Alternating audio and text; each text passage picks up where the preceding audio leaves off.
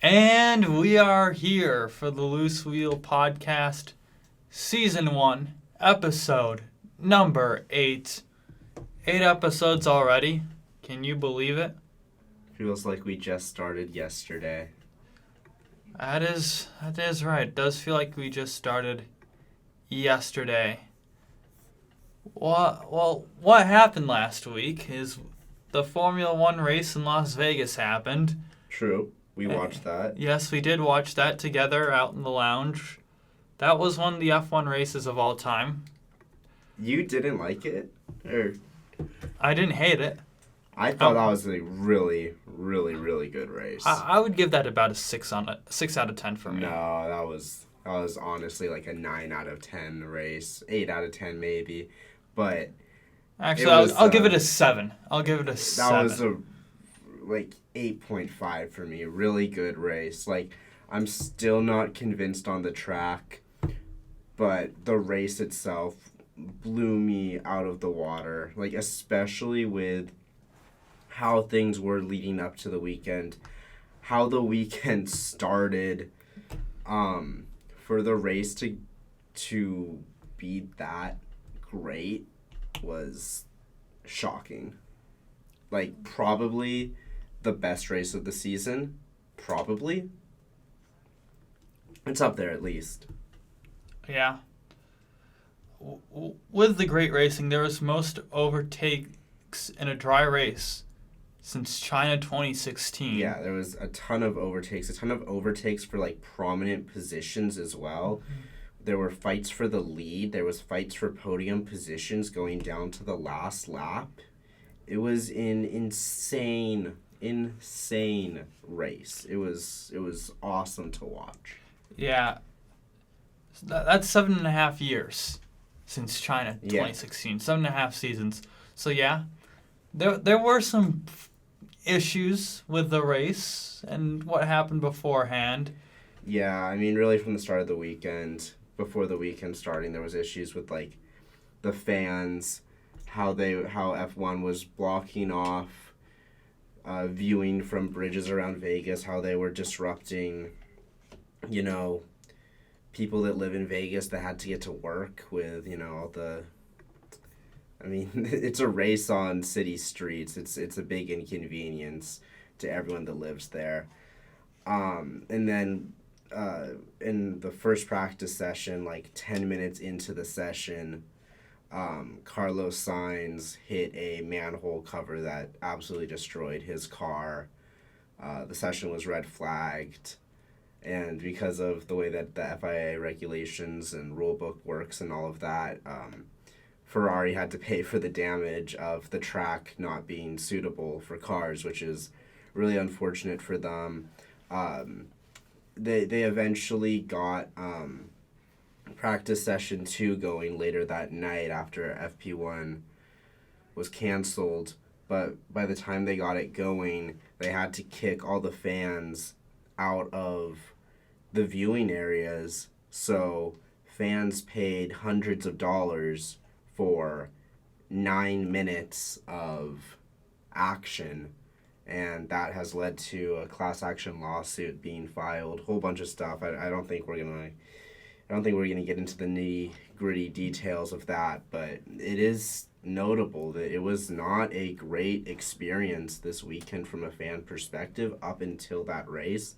And then the race came along and obviously changed the weekend or the vibes of the weekend, because it was really a great race. Again, I'm not really sold on the track. I think it was more the conditions that surrounded the race. It was the first time that we were racing on that track, so there were drivers that weren't super used to the track. It was so cold, there wasn't a lot of grip, but I was surprised with how well some of those corners and straights promoted competitive racing. So it was a really nice surprise. Yeah, on the grid, Martin Brundle said during his grid walk, it's the most packed grid I've ever seen, or something like that. You had the Shaq on the grid. You had a lot of other celebrities as well.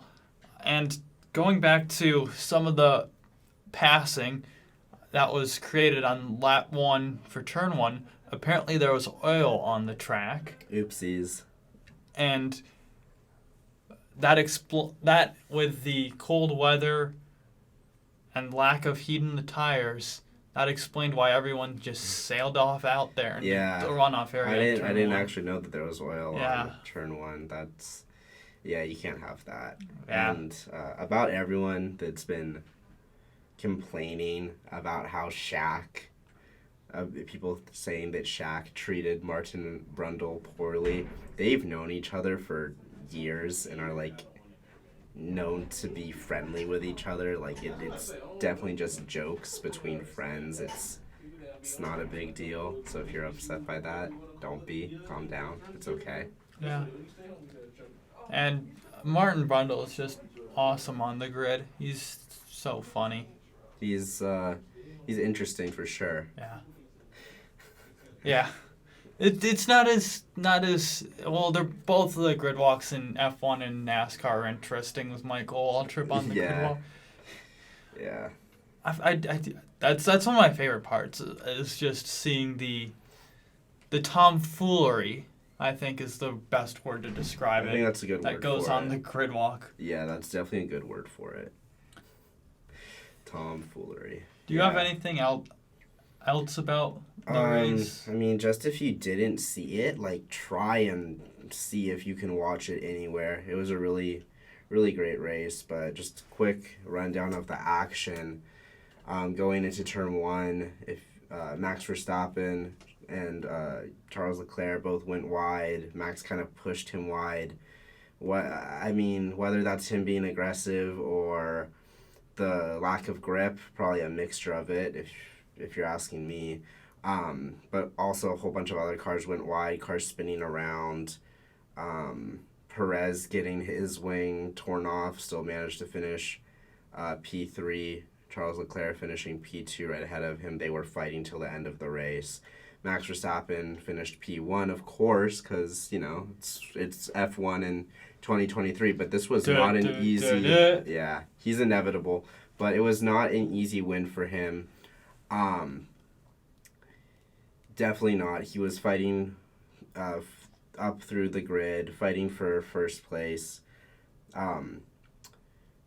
There were some mechanical failure DNFs, but I thought that we were going to get a lot more of like drivers wrecking into each other. But really the only wreck was Lando, like after the first lap, the only wreck was Lando Norris, whose car just bottomed out and he lost control of it and he slammed into the wall at a high rate of speed, taking him out of the race. Disappointing race for Williams, starting 5th and 6th, and neither car was able to finish in the points. Mega drive for Lance Stroll, finishing P5, climbing up through the grid. Oscar Piastri kind of got his race ruined because of the safety cars and how McLaren had their safety car singular and how there was only one safety car, right? Yeah, I believe so. I don't know. There might have been a couple.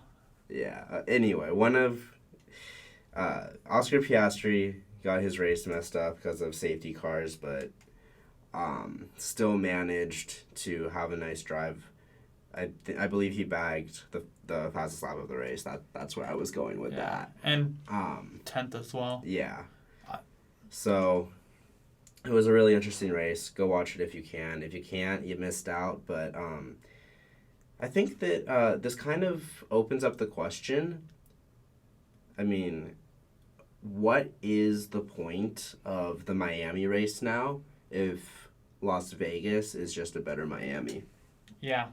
I mean, you can move the Miami race to a different location on the eastern half of the U.S. to, I would tend to think, a more permanent road course. Yeah, or just like go to Indianapolis. Yeah, that is on the eastern part of the country, but yes, just go to Indy. Yeah, I mean, right now Indianapolis is probably the best candidate to host F1 in its current state by all the rules that I don't particularly like.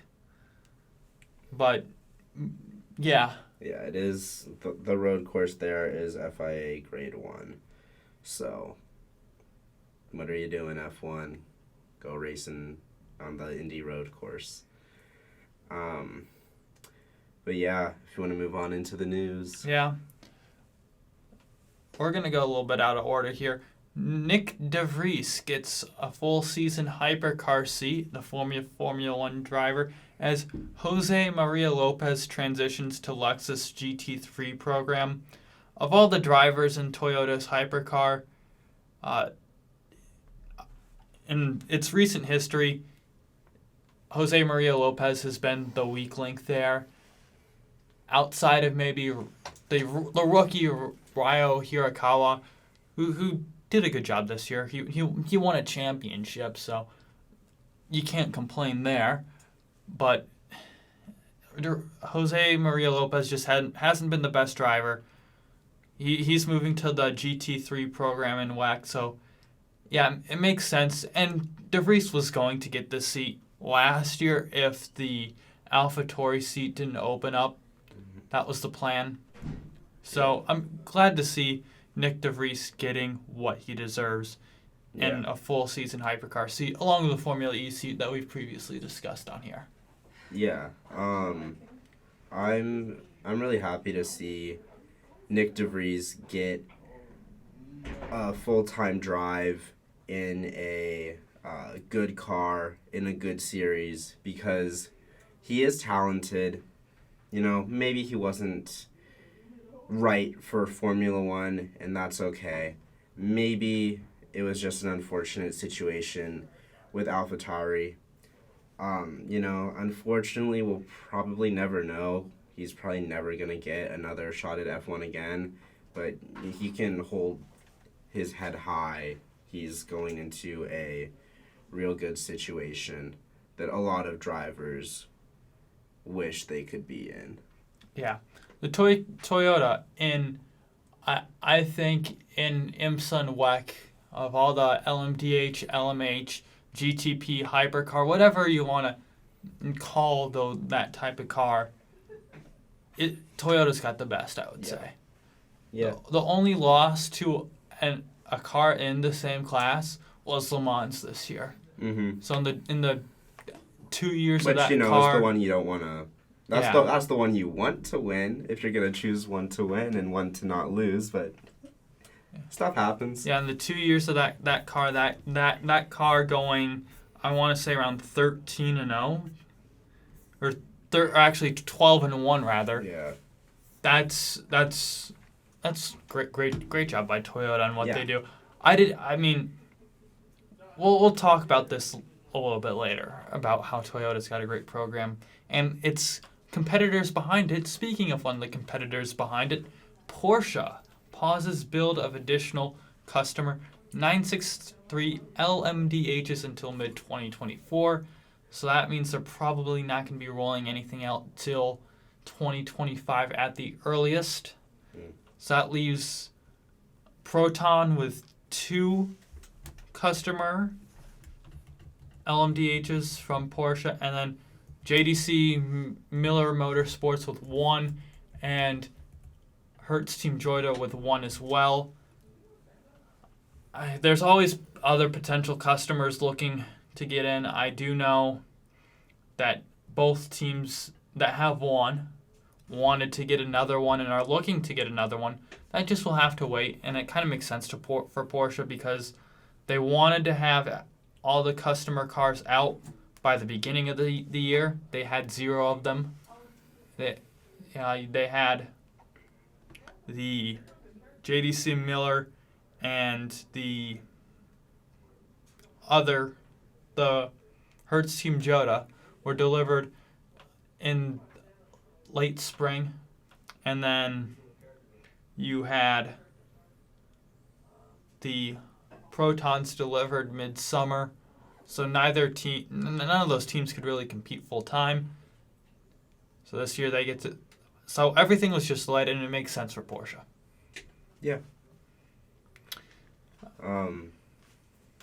Okay, so IndyCar, the executives over at IndyCar listened to our podcast and heard me say that I want to see racing in Argentina, and they said, we can do that. That's what happened, right, Andrew?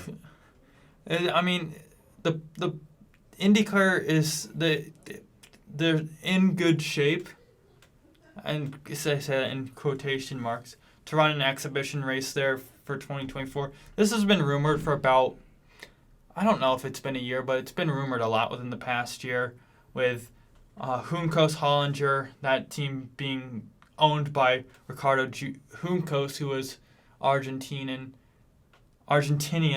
There you go. and Agustin Canapino is being one of its drivers, who's also Argentinian. So, I mean, that's been rumored. I mean, it would be after the IndyCar season ends. So, I mean, that's the only time I could really see it. Makes sense to do it at that time. Do I want to see it with already having an exhibition race at the Thermal Club? Not really. I don't see a need to have 2 exhibition races, but yeah, I guess you would want to have this as an exhibition race as a trial run before possibly putting it as a points race in 2025. I get having it as an exhibition race, but like if it's an exhibition race, what's the incentive to compete and race hard? You know? A trophy, being the first, say you're the first to win there. That's true. And here's something that the NASCAR race does, and what IndyCar's done for the Thermal Club. Make it a big payday. Make it a bigger payday than the normal races. Yeah. Get a lot of sponsors on board advertising at the track.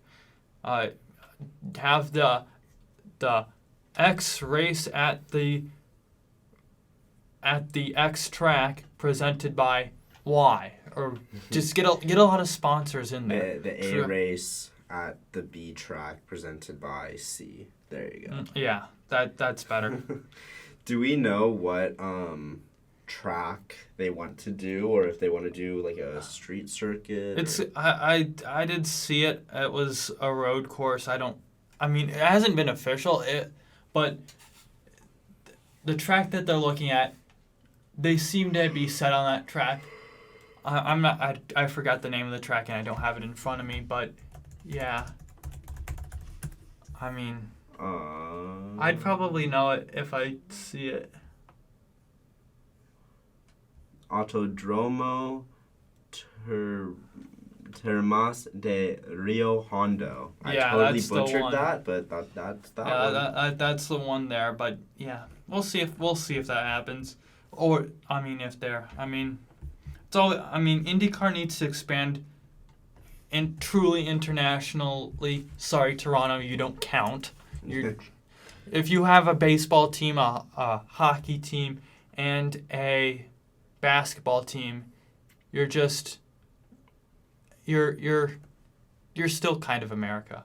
Looks like it could be an interesting track. Yeah. I wonder if they would take that straight away, or if they would take this. The chicane. Yeah. Yeah. I mean, turn 1 looks interesting. Turn 2 as well. I mean, turn 6. There's also another chicane that they could use there. Turn 6 looks also like a tough turn on the previous one you were looking at. Yeah. We'll see what they have when they release it. Do you have anything else to add, Ethan?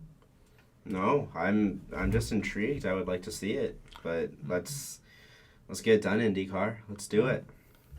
Moving over to NASCAR, Matt Tifft is exiting ownership group of Live Fast Motorsports.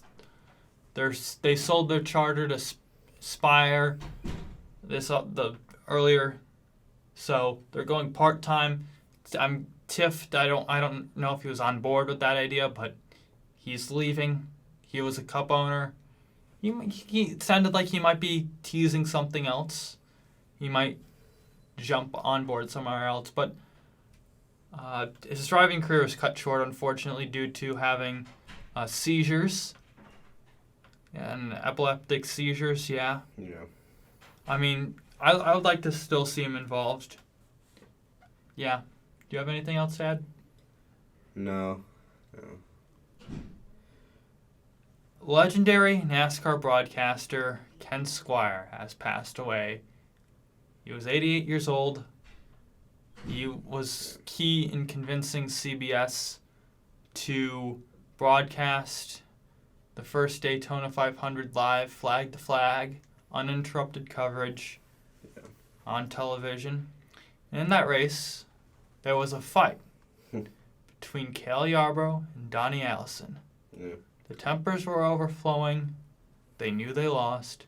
It was a bitter defeat. And that fight kind of gave, on national television, I mean, it gave NASCAR so much attention, and the sport grew in popularity overnight pretty much. And yeah, without Ken Squire, who knows what NASCAR would be like, but Yep. It's pretty safe to say it wouldn't be like it is today. So yeah, rest in peace to him. Very, very important part of motorsport history. Absolute legend. NASCAR Hall of Famer. You could argue the best NASCAR play-by-play man of all time. We'll miss you, Ken. Moving on, Chase Elliott reveals he had a shoulder surgery for an old injury. I don't know if this was tied to the skiing incident he had earlier this year, but that would explain why he didn't run well this year, because if he's battling through injury, that's not something you want to be doing. Mm-hmm. It just explains everything. Yeah, for sure. Don't want to speculate too much with injuries, but it kind of would make sense if it was relating to that skiing incident. But we don't know, so you just gotta hope the best for him. Hope he recovers well from the surgery. Hope he recovers quickly, and it doesn't hinder him much going forward, because when he's right, he is an absolutely amazing driver. Yeah. He's won a championship before. Moving on to something we don't have on the itinerary. Yeah, Andrew said he was going to keep something a secret from me. So I guess this is that. Yes. I went on the internet today. As one does.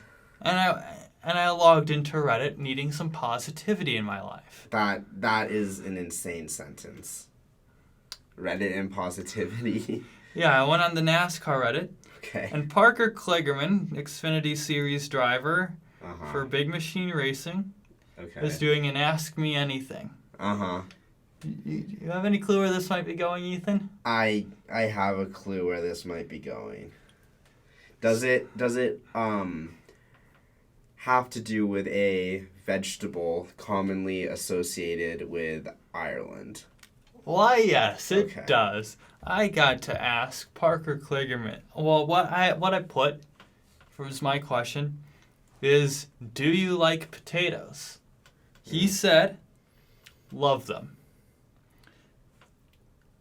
The little bit of backstory behind this is that a few years ago in 2019, or maybe even earlier than that, YouTuber What Incarnation went on a Ask Dale Jr. live stream and asked him, do you like potatoes? Ever since then, I've been deciding that's the random question I'm going to ask on the internet. And earlier this year, I asked the Xfinity playoff drivers, do they like potatoes? And I'm trying to pull that up, and I'm looking on. It was It was Cole Custer and Cole Custer. Sam Mayer.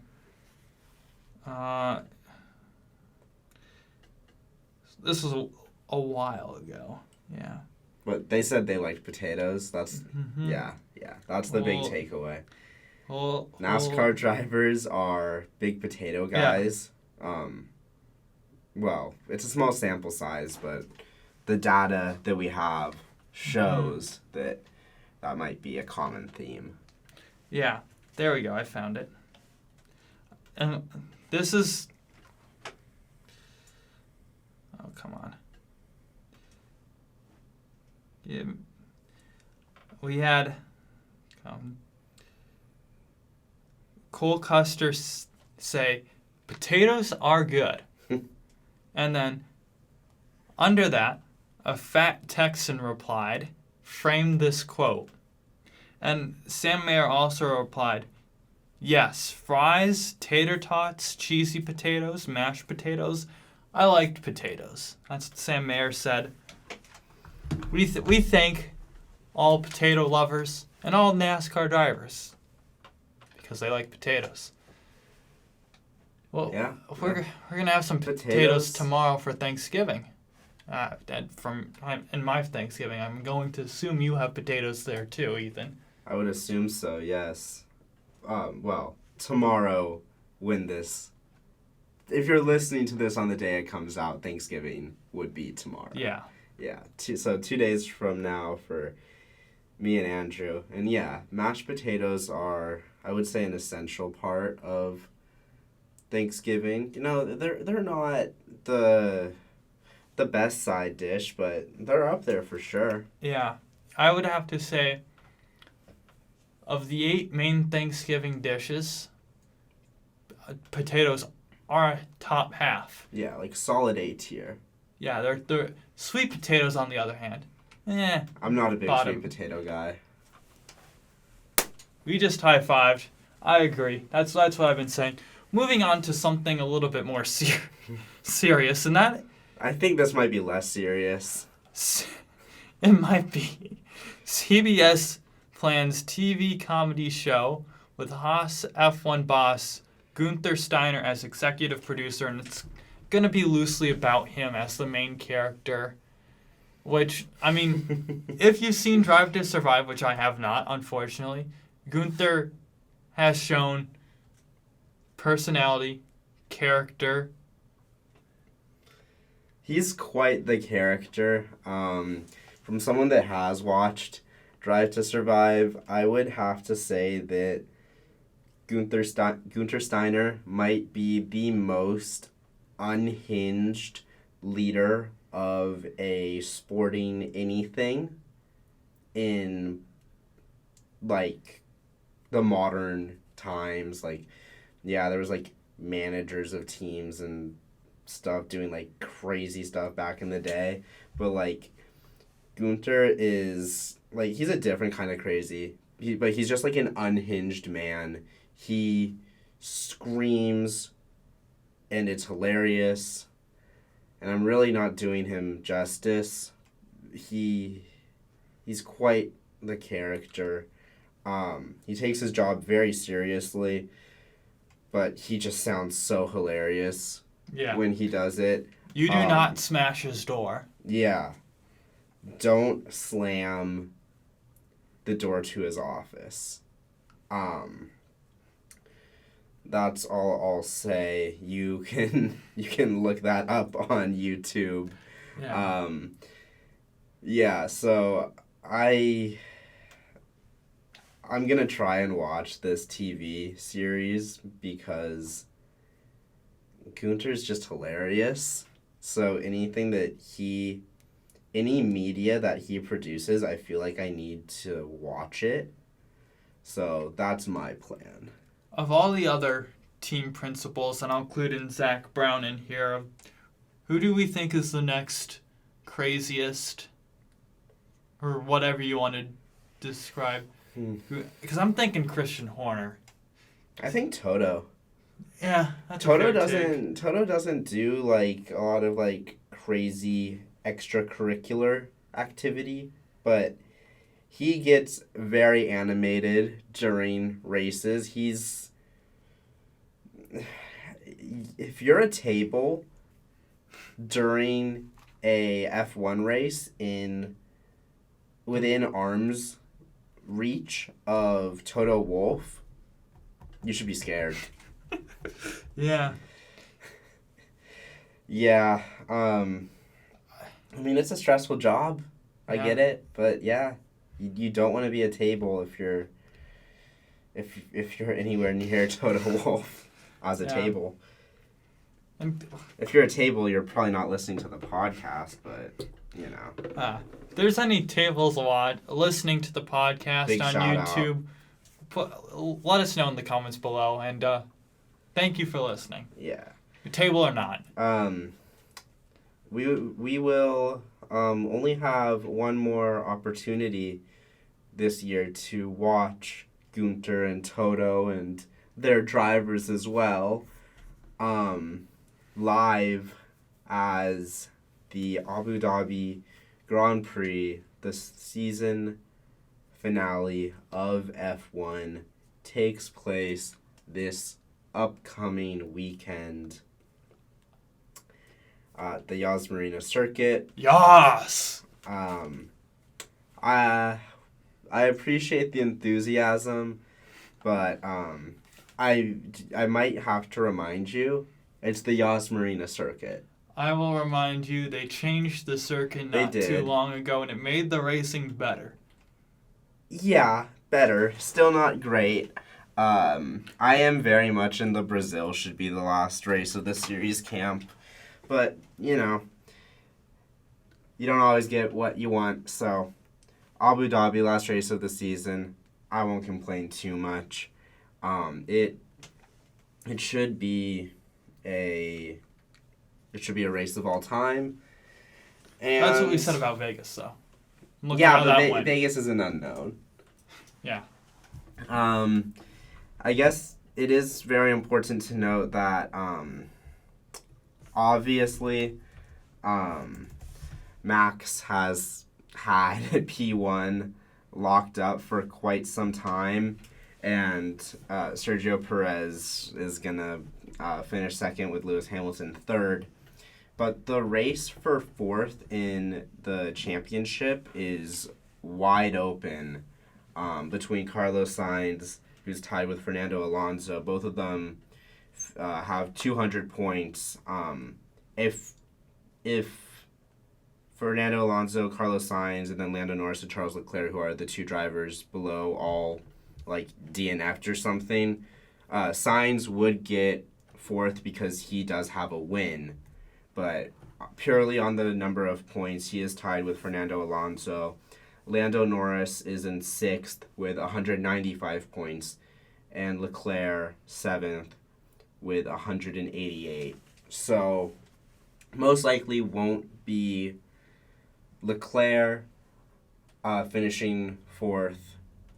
Lando has a decent shot, and then of course Carlos and Fernando have the best shots of that mini group. But it is an interesting battle to watch throughout the race. A little fun game that you can play while watching the race. You can definitely pay attention to that to make it more interesting. That's really the most important driver battles that are happening over the weekend. For the teams, like, you still have Williams, AlphaTauri, Alfa Romeo, and Haas, like, technically close to each other on points, but Williams is probably going to finish 7th. AlphaTauri is probably going to finish 8th. Alfa Romeo probably 9th, and Haas probably 10th. I don't think that battle is really going to change much. Aston Martin could track down McLaren for 4th if McLaren has a disappointing weekend and Aston Martin has a really good weekend. It's 284 points to 273, And then for second, that is also one that's the closest team battle. Mercedes is second with 392, Ferrari with 388. So that's a really close battle to watch. Of course, Red Bull sitting with 822 points. Mercedes won't be catching them for first. Yeah, that is a little rundown of the standings before the last race of the 2023 F1 season. It's also going to be the final race of the F2 season. You might have forgot. Yeah, F2 season still ongoing. After like 80-something days, they'll finally have their season finale. So, big shout out to the F2 drivers and teams. And also should probably mention this is a sprint weekend for F1. So, more points on the table. It is a sprint weekend for F1? Is that not what you wrote? A sprint weekend for F2. Oh, well, F2's always a sprint weekend. But yeah. Never mind then. Reading comprehension. It's a little difficult. But, yeah, do you want to get into our picks? Yeah, last week, you went with a bold strategy. It did not pay off for you by I was letting you picking catch up. Lando Norris to win, Yeah, that and didn't happen. compared to when the correct pick of Max Verstappen, which I had. Mm-hmm. I had Lando Norris finishing second, who did not beat Lewis Hamilton, so you get a point there. Yeah. That puts us at 58 for me, 68 for you. I have to tie. There's a tie. That would be incredible, but we'll if there's a tie, we'll cross that bridge when we get there. That bridge. But yeah, I need to somehow gain 10 points on you here. So. Yeah. All right, let's start by going with the F2 Abu Dhabi Sprint. Since you're in the lead, Ethan, I'm making you pick. Okay. F2 is such a shot in the dark. I think that I'm going to go with Victor Martins for the sprint win. He's had some nice sprint performances this year, including the last time out in Monza where he finished second. Yeah, it's really a shot in the dark. He's sitting fifth in the championship. He can't win F2, but he's had himself a nice season. I say he gets a sprint win, but like I said, it's F2 sprint. Who knows? Yeah. There is still a chance that Théo Pourchaire doesn't win the Drivers' Championship. That's true. I think 39 points can be gained. Doing some quick math here. Yeah, so I believe Frederick Vesti and Ayumu Iwasa. Iwasa can only tie. Okay, Iwasa can by tie. my math. Yeah. Iwasa can only tie. Okay. And I don't know how tiebreakers work in F2. Whoever has the most wins, and then it would go to podiums. It would go to Iwasa. Mm-hmm. But Iwasa would have to get both fast laps, get the pole, finish first in both races. So that's not going to happen. Yeah. However, Frederick Vesti, okay, a little bit further out, I'm going to have him winning the sprint, trying to catch down Théo Pourchaire. Théo Pourchaire. Yeah. Yeah. I wasn't picking Frederick Vesti to win the sprint because I have him winning the main race. Vesti has a lot more wins this season than championship leader Théo Pourchaire, who actually only has one win on the season, whereas Vesti has 5 if you include sprint wins in that, which for F2 you should. Yeah, he hasn't had all the highs or consistency rather, but he has had more highs in the sense that he has more wins, and I think he will finish off the season with a win. I'm not going to be so bold as to say that that'll lead to him walking away with the championship. I still think it will be Théo Pourchaire, but he will finish the season on a high note, just not the highest of highs. I did say Frederick Vesti will win the sprint race to close the gap on Théo Pourchaire, but Théo Pourchaire is winning the main race and winning the championship in Abu Dhabi. Moving on to the F1 race, Ethan, what do you want to pick first or second? I'll pick first. Okay. Max Verstappen. I agreed. Second place? You want to pick second first? No, I'm No. behind. I am behind. Okay. You gotta figure this out. Yeah. Because you who can pick? steal my driver, and I go with a different driver. Who do I pick? Do I go with Lando Norris? Do I think he's going to bounce back after a wreck? Do I go with Charles Leclerc? Do I go with Perez? He's been improving over the past few races. My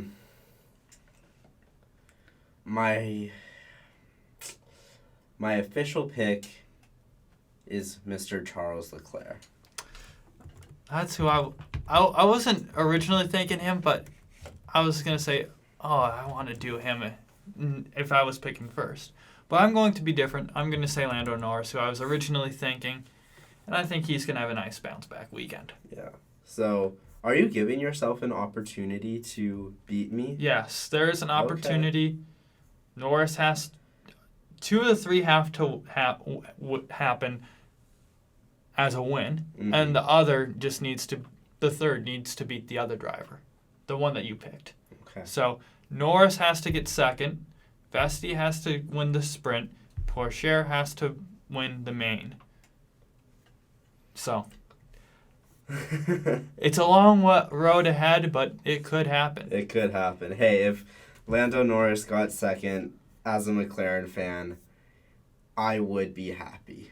Yep. Even if you beat me in pick points. Moving on, we got a little special thing for you Segment. Today. 2 segments. A year in review for the IMSA and World Endurance Championship. We're going to start off with the World Endurance Championship.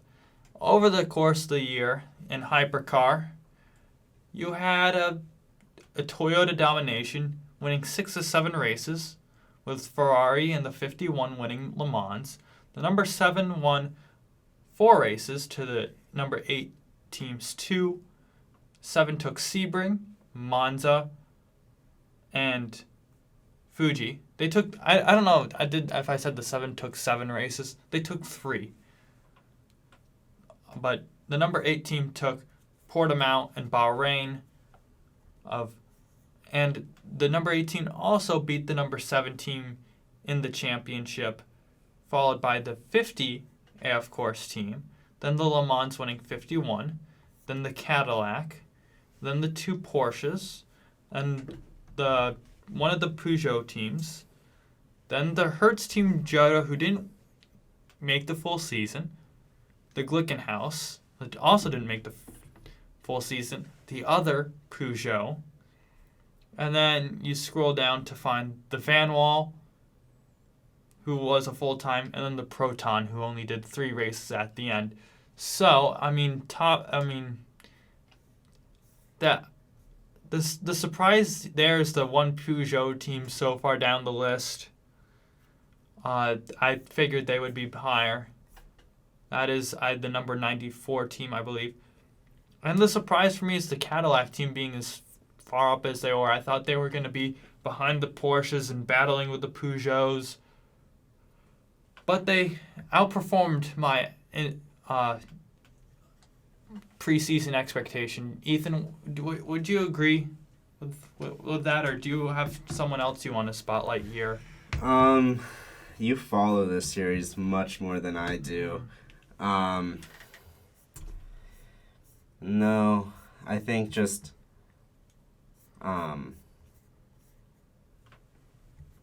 Corvette Racing? No. Are they not in this series? No, different class. Oh, well, why aren't we talking about that class? We'll get to that class later. We're just Okay. talking about Hypercar at the No, moment. I don't have anything to say about Hypercar. Yeah. Moving on to LMP2. I should have said that in the beginning. In LMP2, Team WRT, the number 41 team, took 3 races and the championship: Bahrain, Fuji, Spa. Inter Europol took Le Mans, the big one. United Autosports, I believe that's the number 22 team, took Sebring. And the number 23 United Autosports team took Portugal. And Monza was taken by the 28 Jota team. So the WRT team was the only one to win multiple races on the year. The order of that goes WRT 41, Inter Europol 34, 22 United, 31 WRT, 23 United, 28 Jota, 36 Alpine, the 63, and then the 9 Prema, the 10 Vector Sport, and the 35 Alpine.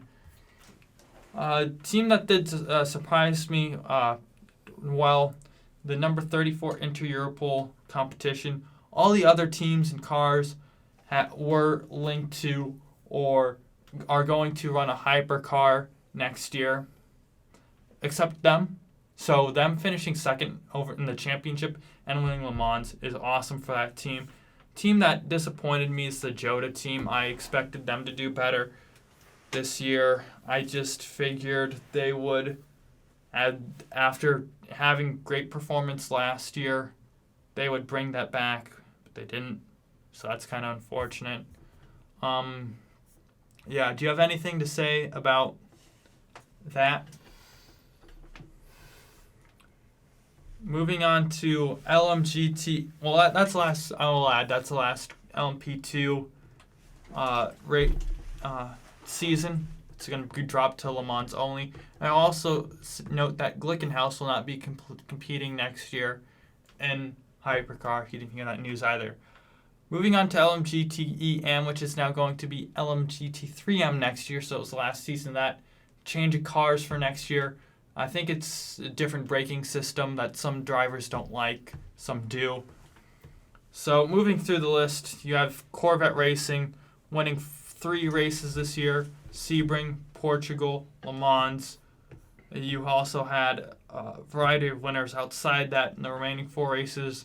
The Richard Mille AF Course team taking Spa, the Dempsey Proton 77 taking Monza, the 54 AF Course team taking Fuji, and the Iron Dames taking the final GT3 race in Bahrain. I'm looking at the list. You have Corvette Racing, Iron Dames, 54 AF Course, 77 Dempsey Proton, the Oman Racing by TF, GR Racing, Kessel Racing, Richard Mille AF Course, Northwest AMR, the 21 AF Course, Project 1 AO, the 777 Distation, and Iron Lynx number 60 at the end. My surprise team is Iron Dames. I thought them, along with Iron Lynx, would be around 7th and 8th in the championship, give or take. But they did a great job. And on the flip side, Iron Lynx is my disappointment in LMGT-AM. I figured they would run mid-pack along with their teammates, but they just didn't. 2 retirements on the year and 3 non-points finishes. So yeah, do you have anything to add on to that? Just, this was Corvette Racing's last season. It's riding off into the sunset with, winning that category. But yeah, their last season, kind of crazy. Corvettes will still be racing, but just not as Corvette Racing. I just didn't say that to make it clear.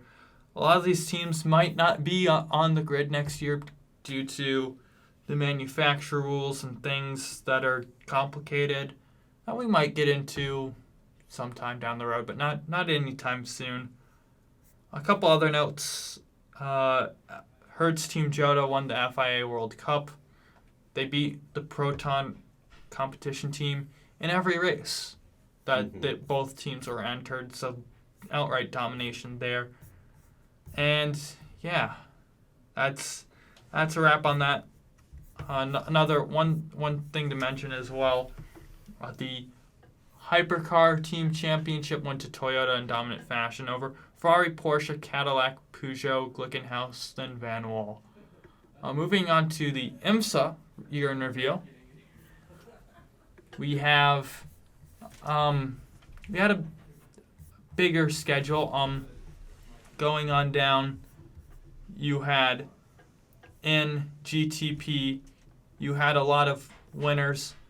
You had the 60 Meyershank Racing with Kurban Agajanian winning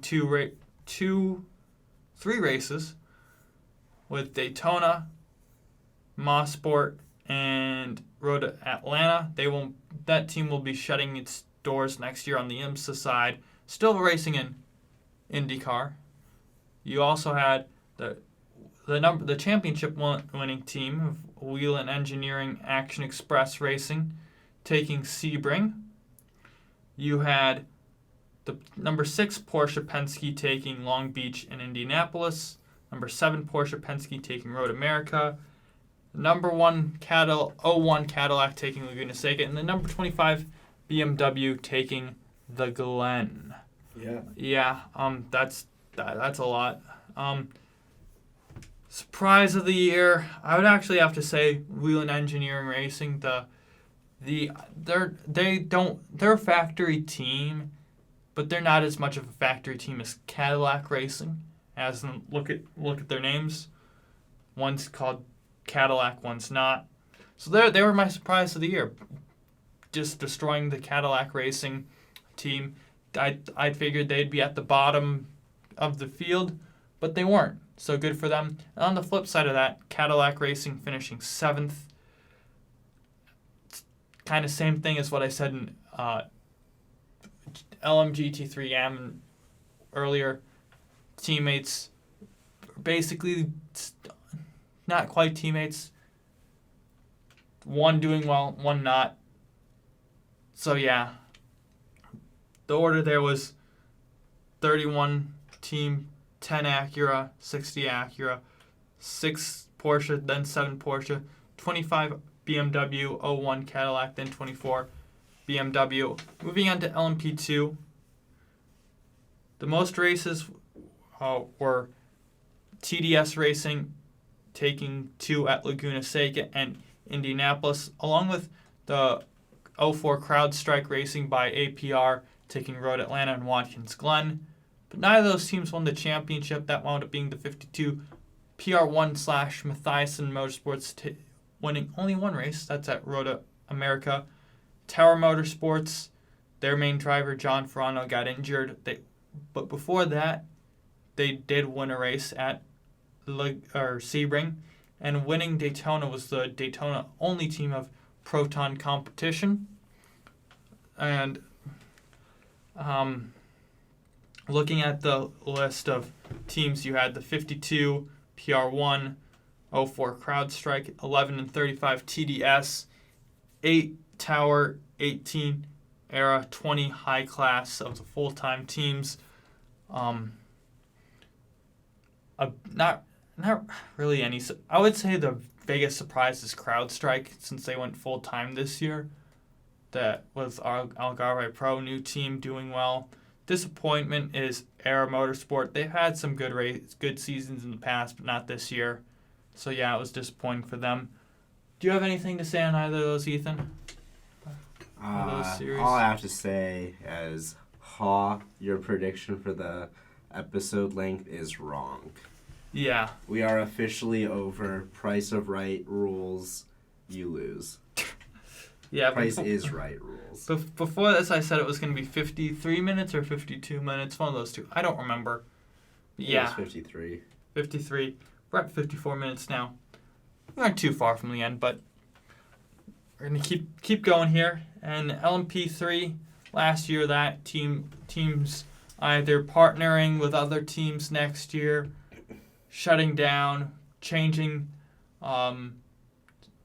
classes next year. But Riley Motorsports took the championship again. Only team to take the championship in the year. Actually, scratch that. Core Racing won last year. But Riley took 2 of the 3 LMP2 championships. This year winning 4 of the 7 races: Sebring, Watkins Glen, Mosport, and Road America. The ones they did win, 2 of them which were won by the 17 AWA team, taking Daytona and Indianapolis, and the other race was won by the number 30 junior number 3 motorsports team, who finished second, followed by the 13 and 17 AWA cars, and then every other team was part-time. But disappointment was Sean Creech Motorsport. I thought they were going to contend for the championship. Instead, they went part-time at the end of the year, which was unfortunate to see. A surprise I'm going to say that even though they finished last of the full-time cars, I'm going to say 17 AWA team winning 2 of the races was a surprise. So I'll give credit to them. Do you have anything to say about that, Ethan? Ethan does not have anything to say about that. He just shakes his head in approval of my genius. Yes, I don't know how you follow so many different racing series so intensely. I mean, it's easier when they have less than 12 rounds. That's fair. So, yeah, moving on to GT Daytona Pro. You had the most wins going to WeatherTech Racing with 4 wins: Daytona, Laguna Seca, Indianapolis, and Atlanta. But they didn't take home the championship, as that went to the 14 Vassar Sullivan, who won Long Beach and Watkins Glen. A couple other teams took 2 races. Corvette Racing in their final year took Mosport in Virginia. Heart of Racing took Lime Rock and Road America. And FAF did take Sebring. So all the 5 full-time teams won a race in the order of Vassar, Sullivan, WeatherTech, Corvette, FAF, Heart of Racing. Disappointment this year was FAF. I thought they would be fast coming off of a championship. Surprise was WeatherTech Racing. I thought they were going to be last. I thought might get 1 win this year. But hey, proved me wrong. So moving on to finally GT Daytona, which should have an M after it, but doesn't, in my opinion. Paul Miller Racing took the championship and 5 races: Sebring, Long Beach, Mosport, Road America, and Virginia. Heart of Racing took 2, the Daytona 24 Hours, and Lime Rock. A couple other teams got wins. 91 Kelly Moss with Riley Porsche got a win. Number 12 Vassar Sullivan Lexus got a win. Those coming at Laguna Seca and Watkins Glen. You also had Windward Racing winning at Indianapolis, and the Forte Racing, powered by US Racetronics, winning the final race of the year in Road Atlanta. Standings this year were Paul Miller Racing, Heart of Racing, Vassar Sullivan, Turner Motorsport, Forte, Inception Racing, Team Korthoff, Wright, 92 Kelly Moss, 57 Windward Racing, Gradient Racing, the other Kelly Moss, the 91, and then AO Racing bringing up the rear of the 13 full-time teams. Surprised with that, I would have to say Forte Racing, new team this year. Struggled a bit at first, but finished the year with 2 consecutive podiums, and including a win, so great job to them. But disappointment this year, I would have to say Windward Racing. I thought, even though they did have a win this year, they did not. I figured they'd have a bit more consistency, finish top 5 in the standings. That was not the case for them. A couple other notes. In IMSA, Manufacturers Championship for GTP went Cadillac, Porsche, Acura, BMW. GT Daytona Pro went Lexus, Mercedes, Corvette, Porsche, Aston, Ferrari, Lamborghini, BMW. And then GT Daytona went BMW, Aston, Porsche, Mercedes, Lexus, McLaren, Lamborghini, Acura, and then Ferrari. So you had all of that. Great racing in IMSA. A lot of great battles. And WEC as well. You'll look forward to those next year. I don't have much else to say on any of those. Do you have anything to say, Ethan? Nope. Let me look to see who won the... Good roundup. I'll say that. Thank you. I'm trying to look at who won the... All right, here's who won the Le Mans invites from IMSA. You have Action Express Racing for Hypercar, George Kurtz, which is the 04 CrowdStrike team in LMP2, and from it's GTD and GTD and IMSA but it's an LMGT3 entry for this race. A lot of letters here. And it is going to Brendan Uribe, who is the driver of the 70 Inception McLaren. So two businessmen winning in those championships due to their ratings. I don't know exactly how ratings work, but they do. So, yeah, that's the wrap up for those. So yeah, anything else you want to say before we wrap this up, Ethan? No? Actually, yes. You do? If you participated in the Cars discourse on Twitter over the past couple of days, big shout out to you. We need more Cars debates on Twitter. Also, Lightning McQueen is my GOAT. And with that, thank you for listening to episode 8 of the Loose Wheels podcast. And see you next Wednesday. Yeah. Actually, my GOAT, Chase Racelot. Fraud. Absolute fraud. I'm a big also fan of Ryan Inside Laney, Danny Swervez, and Bubble Wheelhouse. All frauds. Jeff Gorvette is better than all of them. Nah, Jeff Gorvette overrated.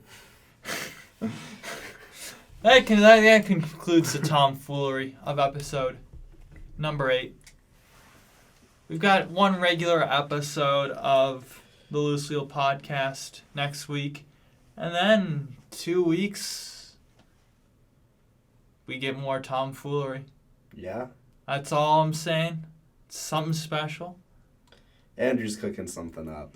We're cooking. We are cooking. But yeah, we are both cooking. I'm a little bit more of the sous chef. He's the master chef, but we're cooking up a storm. You'll see soon enough. There's potatoes there. I'm just going to say that as well. Yeah. Okay, everyone. Thank you for listening. Like, comment, share, all the stuff. Peace. Bye.